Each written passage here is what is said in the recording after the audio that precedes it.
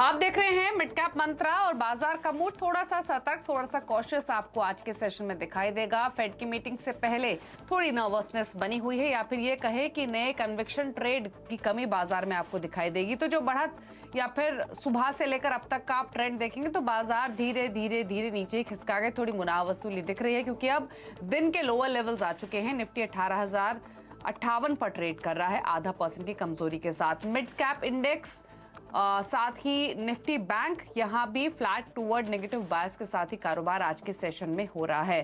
तो Nifty bank अब आपको बिल्कुल फ्लैट दिखाई दे रहा है, 0.5% के आसपास ही कमजोरी, लेकिन अगेन डे लोअर लेवल्स देखने को मिल रहे हैं। तो एक बार फटाफट से विदेशी बाजारों से संकेत क्या है वो देख लेते हैं। उसके बाद अब तक बाजार में हुआ क्या और क्या ट्रेडिंग स्ट्रैटेजी रिमेनिंग सेशन के लिए हो सकती है, उस पर करेंगे फोकस। लेकिन एशियन मार्केट से शुरुआत कर लेते हैं और एशियाई बाजार इस समय निके आपको फ्लैट टूवर्ड नेगेटिव बायस से ट्रेड होते हुए दिखाई देगा। शंघाई का बाजार 1% ऊपर है, हैंगसेंग 2.5% ऊपर है और कॉस्पी आपको फ्लैट कारोबार करते हुए दिखाई दे रहा है। तो यह है एशियन मार्केट्स का हाल। इस बीच एक बार रुपए को लेकर आते हैं आपकी स्क्रीन पर। ऊपरी स्तरों से रुपया भी फिसलता हुआ दिखा है।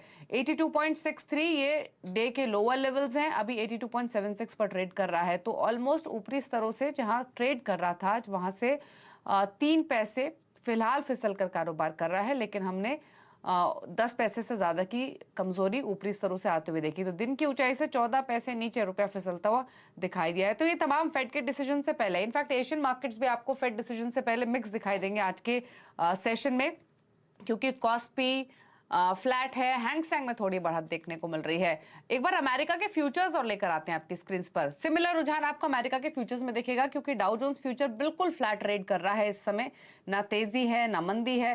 सिमिलरली नेस्डैक का फ्यूचर भी बिल्कुल फ्लैट है, सिर्फ 7 अंक ऊपर है नेस्डैक का फ्यूचर और डाउ फ्यूचर्स 3 अंक नीचे ट्रेड कर रहा है। तो जो अमेरिका के फ्यूचर्स है वो भी क्लियरली यही इंडिकेट कर रहे हैं कि किस तरफ का ट्रेंड ट्रेडर्स बनाए, उसका कोई क्लियर डायरेक्शन फिलहाल दिखाई नहीं दे रहा है। तो अब तक बाजार में क्या हुआ, फटाफट से आपको बड़ी बातें बता दें और उसके बाद गाबा साहब की राय भी लेंगे रिमेनिंग सेशन के लिए। लेवल्स तो एटलीस्ट समझ ही लेंगे कि कौन से इंपॉर्टेंट रहेंगे दोनों ही इंडेक्स पर।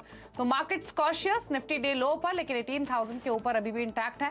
बैंक निफ्टी भी ऑलमोस्ट 0.5% नीचे कारोबार कर रहा है। मिड कैप इंडेक्स भी फ्लैट टू नेगेटिव बायस के साथ है। अगर आप सेक्टर्स भी देखेंगे आज के सेशन में तो पॉकेट्स हैं ऐसी बाजार में जहां पर खरीदारी हो रही है। मेटल इंडेक्स 1% मजबूत है, हेल्थ केयर इंडेक्स में 0.25% की मजबूती दिख रही है। वहीं ऑटो आपको 1% नीचे दिखाई देगा, आईटी 1% नीचे है। कैपिटल गुड इंडेक्स में 0.5 से 0.1% की कमजोरी दिख रही है। सेलेक्ट पॉकेट्स मिड कैप्स में देखेंगे तो जो सरकारी शिपिंग कंपनीज है, पीएसयू स्टॉक्स, वहां पर तेजी बनी हुई है। सेलेक्ट रियल एस्टेट में बाइंग है। एनबीएफसीज में भी सेलेक्ट एनबीएफसीज नीचे है, सेलेक्ट एनबीएफसीज में तेजी देखने को मिल रही है। सिमिलर आपको बैंक्स में भी दिखाई देगा। तो जो निफ्टी बैंक ऊपर नीचे हो रहा है इसका साफ रिफ्लेक्शन आपको फाइनेंशियल सर्विसेज पे, बैंक्स पे दिखाई देगा। तो यह है फिलहाल बाजार का हाल। अब करना क्या है रिमेनिंग सत्र के लिए, इस पर करेंगे बातचीत। प्रकाश गावा हमारे साथ मौजूद है। गावा साहब नमस्कार, स्वागत है आपका। तो कॉशियसनेस तो है, वो तो दिख रही है मार्केट में, कन्विक्शन के फिलहाल कमी नए ट्रेड्स लेने के लिए, स्पेशली खरीदारी की तरफ। अब बताइए रिमेनिंग सेशन के लिए आप कोई ट्रेड सजेस्ट करेंगे इंडेक्स पर या अवॉइड करें, और अगर अवॉइड करें तो लेवल्स बताइए ऊपर नीचे की तरफ कौन से खास रहेंगे निफ्टी बैंक निफ्टी दोनों पर। Good afternoon to you Deepa ji. आज बहुत ही बढ़िया दिन है नहीं करने का, छुट्टी लेने का। मार्केट एक रेंज बाउंड में चल रहा था, फिर थोड़ा गिरावट आई, थोड़ा स्प्लिट हुआ। अब एक ट्रेड कर रहा है फ्यूचर 18,130 के आसपास। थोड़ा डिप अगर भी मिल सकता है तो 18,000 18,050 पॉसिबल है, लेकिन 18,100 भी एक पॉसिबिलिटी है। लेकिन मुझे स्ट्रेंथ फिलहाल मार्केट में नजर नहीं आती, फ्लैटिश माहौल। जब तक ये पार नहीं करता है 18,200, मेरे ख्याल से ट्रेड नहीं लेना चाहिए लॉन्ग साइड, तो इग्नोर करना चाहिए।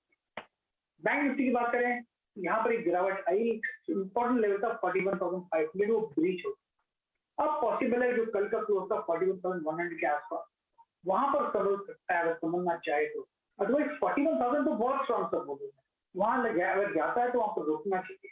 मेरे हिसाब से कल के एक्सपायरी के लिए 41,000 होल्ड करना चाहिए। लेट्स सी, लेकिन ट्रेड नहीं बनता निफ्टी और बैंक निफ्टी दोनों ही, अवॉइड करें तो अच्छा। ठीक है, अवॉइड करना है ट्रेड। आज इंडेक्स पे ट्रेड की छुट्टी है गावा साहब के हिसाब से, लेकिन स्टॉक्स में तो छुट्टी नहीं करनी है ना गावा साहब, यहाँ ट्रेड्स मिले हैं। बिल्कुल बिल्कुल, यहाँ पर मुझे आईएक्स अच्छा लगता है, इंडियन एनर्जी एक्सचेंज ट्रेड कर रहा है 143 से 142.85 के आसपास। इससे लगता है आपको मिलना चाहिए, बहुत ही स्ट्रेच हो चुका है डाउन, एक बाउंस बैक मिलना चाहिए। जैसे कि बाउंस जैसे स्प्रिंग बाउंस देना चाहिए। टॉप होगा 142 का, अपसाइड टारगेट करीब 145 के नजर आते हैं IEX। दूसरा स्टॉक जिसमें तेजी नजर आती है वो है मेरे ख्याल से वेदांत। वेदांत ट्रेड कर रहा है 297, पॉसिबिलिटी 305 का जोन देखेंगे, टॉप होगा 295 का वेदांत। ओके, तो दो ट्रेड्स आपको बताए गए हैं। एक तो वेदांता में आप खरीदारी करके चल सकते हैं और साथ ही आप तेजी की पोजीशन बना सकते हैं। वेदांता जो कि दिन के ऊपरी स्तरों पर कारोबार कर रहा है, यहाँ तो एक ट्रेड खरीदारी का बनता है ही। तो ये गाबा साहब की ओर से कॉल आते हुए दिखाई दे रही है। 143 के मौजूदा लेवल्स हैं, यहाँ पर आप ट्रेड ले सकते हैं खरीदारी की ओर। चलिए आगे बढ़ते हैं और एक खबर आपकी स्क्रीन पर लेकर आते हैं और वो है IFCI से जुड़ी हुई। और आपको बता दें स्टॉक आपको हाई पर फिलहाल दिखाई देगा कारोबार करते हुए। IFCI में 2000 करोड़ पूंजी डालने की योजना है, तो ये एक खबर आती हुई दिखाई दे रही है IFCI पर। स्टॉक अगर आप देखेंगे तो ऑलरेडी कारोबार कर रहा है ये दिन के ऊपरी स्तरों पर ही। इसमें ऑलमोस्ट 13% का मूव आ चुका है। तो गावा साहब से पूछ लेते हैं। गावा साहब एक बार देखिए इस स्टॉक को और क्या सजेशन रहेगा आपका, क्या करना चाहिए? IFCI की बात करें आप, राइट? IFCI में अच्छी तेजी है, बहुत बढ़िया बार बना हुआ है, 14% अप है। अपमूव कायम हो सकता है, 12-13 जगह 13 जोन है वहां तक जा सकता है, लेकिन ये फैंसी स्टॉक नहीं। अवर जो अच्छा है, चलिए तो अच्छे स्टॉक में IFCI पहली स्टॉक के कैटेगरी में आता है, तो इग्नोर करें तो अच्छा है। हाँ, 10 में स्ट्रॉन्ग सपोर्ट जोन है, जरूरी है हमको इसी स्टॉक में ट्रेड करना है। तो IFCI में 2000 करोड़ की पूंजी डालने की खबर और इसीलिए स्टॉक ऊपर की तरफ बढ़ते हुए दिखाई दे रहा है। हो सकता है और ऊपर यहाँ से ये स्टॉक जाता हुआ दिखाई दे, लेकिन 11.40 ये मौजूदा लेवल्स फिलहाल IFCI में देखने को मिल रहे हैं। तो स्टॉक पर रखिए नजर, ये गाबा साहब का व्यू है। लेकिन चलिए मिड कैप्स का हाल अब आपकी स्क्रीन पर ले आते हैं और मिड कैप्स में क्या रुझान फिलहाल देखने को मिल रहा है। एक एक करके पॉकेट लेकर आते हैं। पहले दिखाते हैं आपको PSU स्टॉक। शिपिंग क्षेत्र से जुड़ी हुई जो PSU कंपनियां हैं वहां पर तेजी देखने को मिल रही है, जिसमें मैज़गांव डॉक है, ये मजबूती दिखा रहा है काफी आज के सेशन में। इसके अलावा आज के सेशन में ही गार्डन रीच शिप बिल्डर, यहाँ पर एक अच्छी तेजी बनी हुई है। तो ये ऐसे स्टॉक्स है जहां पर खरीदारी काफी अच्छी हो रही है। मैज़गांव डॉक तो इनफैक्ट अब 8% ऊपर आ चुका है। कोचिन शिपयार्ड 3.5% ऊपर है और साथ ही गार्डन रीच शिप बिल्डर्स में भी एक अच्छी तेजी फिलहाल बनी हुई है। तो ये है फिलहाल PSU शिपिंग स्टॉक्स का हाल। लेकिन इसके अलावा भी अगर आप देखेंगे तो एग्रो या फिर जो स्पेशलिटी केमिकल से जुड़ी हुई कंपनियां हैं वहां पर तेजी है। शारदा क्रॉपकेम 8.5% ऊपर, फाइन ऑर्गेनिक 5.5% ऊपर है। इंसेक्टिसाइड्स इंडिया में भी 1.5% की मजबूती फिलहाल देखी जा रही है। फार्मा स्टॉक्स इंडेक्स भी ऊपर है, स्टॉक्स भी आपको काफी दिखाई देंगे ऊपर। ग्लैंड फार्मा, जनता फार्मा, एल्केम लेबोरेटरीज और साथ ही ऑरोबिंदो फार्मा में मजबूती बनी हुई है। तो ये वो शेयर्स है जहां पर अच्छी मजबूती है आज के सेशन में। रियल्टी में सेलेक्ट रियल्टी ऊपर है, Prestige estate, India bulls real, brigade enterprises यहाँ पर 1% का मूव। IBRL ऑलमोस्ट 5% ऊपर कारोबार कर रहा है। साथ ही बैंक्स NBFCs देखेंगे तो LIC housing, Repco home, bank of India यहाँ पर प्रेशर दिखेगा। और इंडियन बैंक ये एक स्टॉक है, यहाँ ऑलमोस्ट 2 से 3% की कमजोरी है। LIC हाउसिंग फाइनेंस नंबर्स के बाद 9% टूटा हुआ है। IT में साइंट, जेंसरटेक, KPIT, परसिस्टेंट सिस्टम कमजोरी के साथ कर रहे हैं कारोबार। 1 से 2% का प्रेशर यहाँ भी रिफ्लेक्ट होते हुए नजर आ रहा है। लेकिन सन फार्मा की बात कर लेते हैं। हेल्थ केयर इंडेक्स यानी फार्मा इंडेक्स आज अच्छी मजबूती दिखा रहा है। सन फार्मा की बात करें तो ये स्टॉक 7 साल की हाइस पर है। ब्रोकरेज हाउसेस भी शेयर को लेकर काफी बुलिश हैं। ऑसिटी ने करीब 1300 के टारगेट दिए हैं सन फार्मा पर। तो क्यों तेजी बनी है, क्यों ब्रोकरेज हाउसेस इतने बुलिश हैं, ये तमाम बातें बताने के लिए सुमित मेहरोत्रा हैं हमारे साथ। तो सुमित बताइए, सन फार्मा क्यों 7 साल की हाइस पर आया है, हाउसेस क्यों पॉजिटिव हैं? देखिए 2015 के बाद आज वो दाम देखने को मिल रहा है जो कि सन फार्मा का आप स्क्रीन पे देखेंगे 1057 1060 के आसपास, एक लंबा अंतराल और उसके बाद इस तरह की तेजी देखने को मिली। 7 साल के ऊपरी स्तरों पे शेयर पहुंच गया। बेहतरीन नंबर्स रहे, ब्रोकरेज हाउसेस का मेगा अपग्रेड आया जिसके बाद स्टॉक में तेजी आई। आज मार्केट कैप भी 2.5 लाख करोड़ के पार पहुंच गई।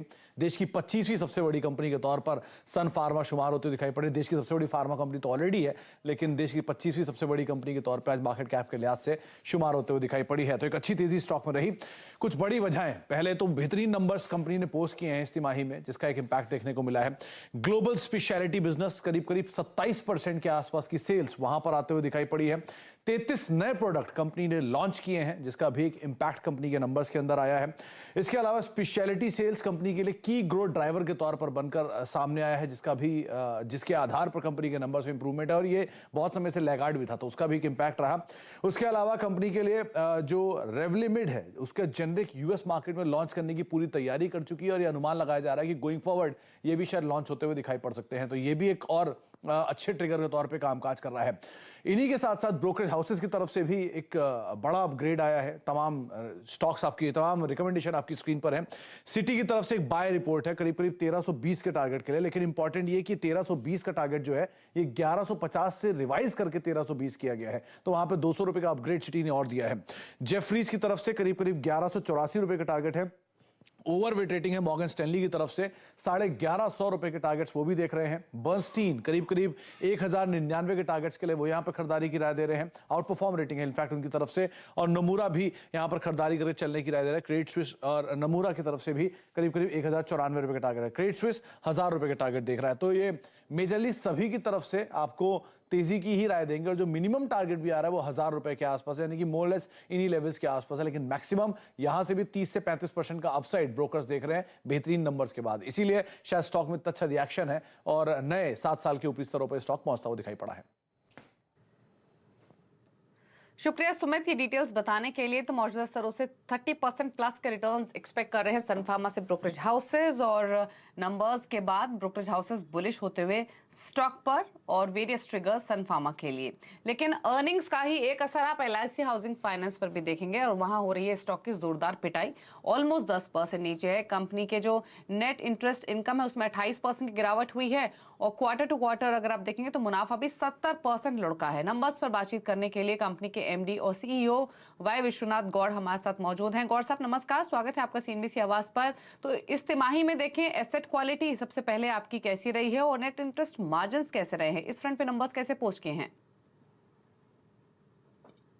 Net interest margin, if you look at for the quarter Q2, there was a drop, I agree, compared to the earlier quarters. But going forward, we are very confident that it will once again become stable. And year on year, if you look at, really it is on a good side. It is a very stable side also. Then looking at the asset quality, the question what you asked, asset quality. Now NPA, especially in the retail segment, there is a good improvement. Going forward, we are very sure that there will be a lot of improvement further in the recovery front, so that the NPA levels will be well under control. अच्छा गौर साहब, इसके अलावा अगर आगे का outlook समझना चाहें तो जानना चाहेंगे रिटेल सेगमेंट है या फिर डेवलपर लोन सेगमेंट है, किसमें ज्यादा ग्रोथ आपको दिख रही है? Yeah, developer book में हमारा percentage slightly has come down compared to last year, but we are now focusing on some important what you call selected few areas, and also some builders, and also on case-to-case basis. We would like to build up our book slowly in this matter also. So apart from this, as you say, our retail will be the stronghold. That certainly will be our core strength ever. और क्योंकि interest rates का trend ऊपर की तरफ ही है, तो ऐसे में आपके नेट इंटरेस्ट मार्जिन्स हैं या लोन ग्रोथ है, वहां पर क्या इम्पैक्ट आपने देखा है सिंस रेट्स बढ़ना शुरू हुए हैं, और आगे के लिए क्या आउटलुक है? अगले 2 quarter में if you look at, suddenly there will be interest rate hike will be there. We are also expecting some hike, and we also expect that there will be good improvement in our NIM also. That's what we are also confirming. As on date, what happened? We have passed on nearly 175 basis points in the last 4 months. The rate increase has been transmitted now down to all the book. So going forward, I think there will be good improvement in the collections and also our interest income. चलिए शुक्रिया sir बातचीत करने के लिए results पर। आगे के लिए गुड लक आपको। तो नंबर्स थोड़े से डिसअपॉइंटिंग रहे स्टॉक पर, तो इम्पैक्ट इसीलिए देखने को मिल भी रहा है। 9.5% की गिरावट बनी हुई है। लेकिन चलिए रुक रहे हैं ब्रेक के लिए। ब्रेक के बाद कुछ और स्टॉक्स पर करेंगे गावा साहब से चर्चा, साथ ही कैबिनेट मीट की अपडेट्स लेकर आएंगे। चल वापस आते हैं।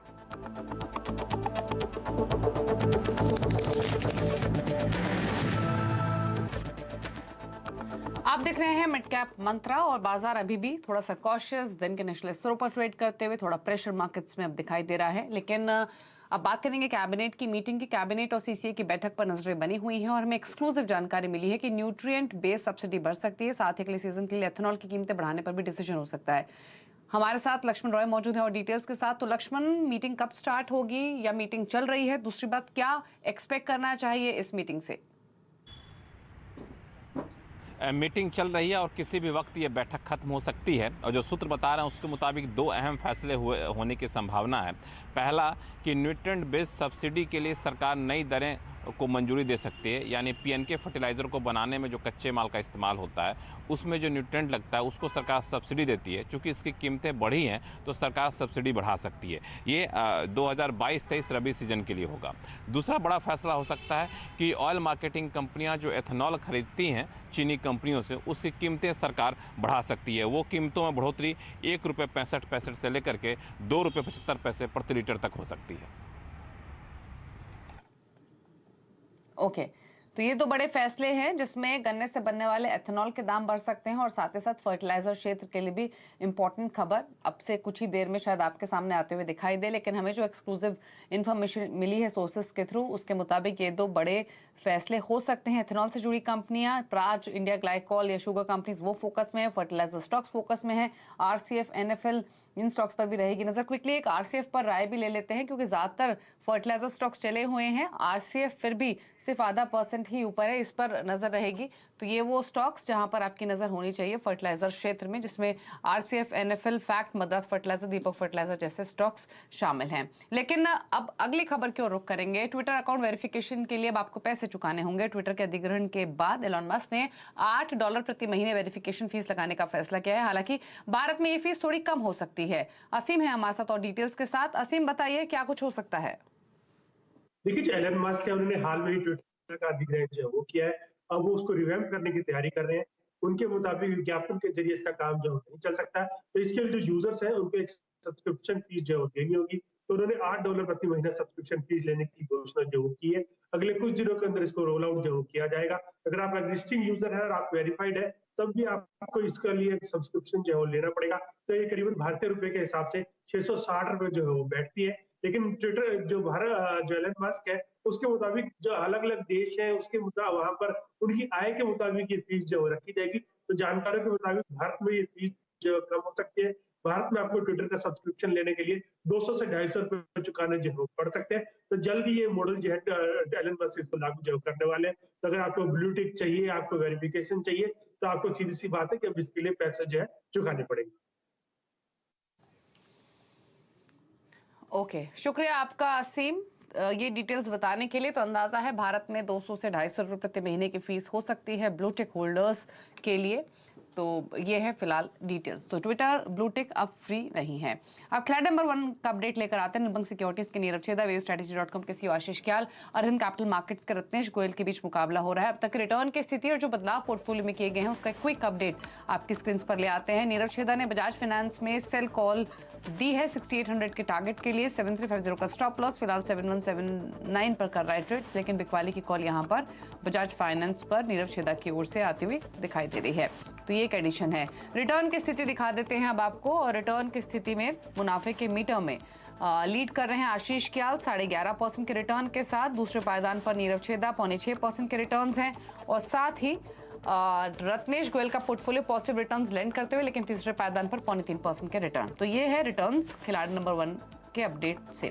अब रुक रहे एक ब्रेक के लिए। ब्रेक के उस पार आप देखेंगे न्यूयॉर्क कंपनी में आज हम बात करेंगे मैक्रोटेक डेवलपर्स के CFO सुशील कुमार मोदी से। एक ब्रेक के बाद नमस्कार।